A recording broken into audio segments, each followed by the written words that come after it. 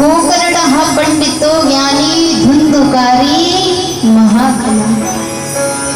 जो गोकर्ण जी महाराज है ये तो बड़े पंडित हुए, लेकिन धुंधुकारी महाराज बड़ा दुष्ट निकला, बड़ा कपटी निकला। माँ बाप के साथ ही छल कपट किया, माँ बाप को पीटता। अब तो महाराज फिर से रोने लगे। जब पुत्र नहीं था तब पुत्र के लिए रोए, और आज जब पुत्र हुआ और जब पुत्र निकल गया तो आज फिर रो रहे हैं। गोकर्ण जी महाराज ने समझाया कि देखिए पिताजी, ये जो संसार है, इस संसार में कोई किसी का नहीं है, सब स्वार्थी है। तो आप इस संसार को छोड़ करके एकमात्र भगवान के शरण में जाओ, भगवान का भजन करो और भगवान को ही प्राप्त करो।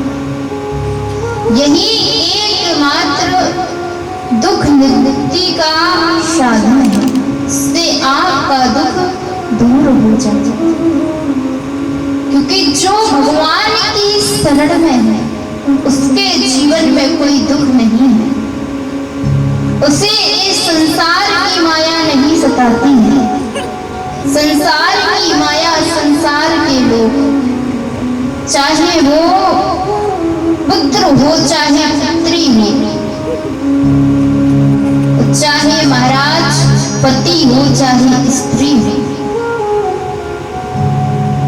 तो आप भगवान का भजन करो। और आज आत्मदेव जी सब कुछ छोड़ करके जंगल चले गए और जाकर के भगवान का भजन किए और भगवान को प्राप्त कर लिए।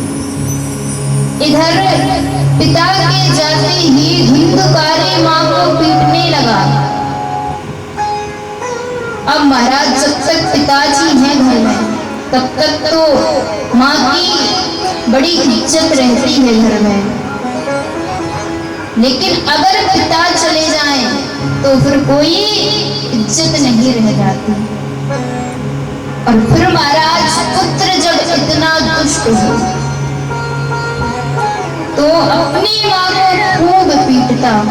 माँ ने भी महाराज एक दिन रात के समय कुआं में कूद करके अपनी जान दी।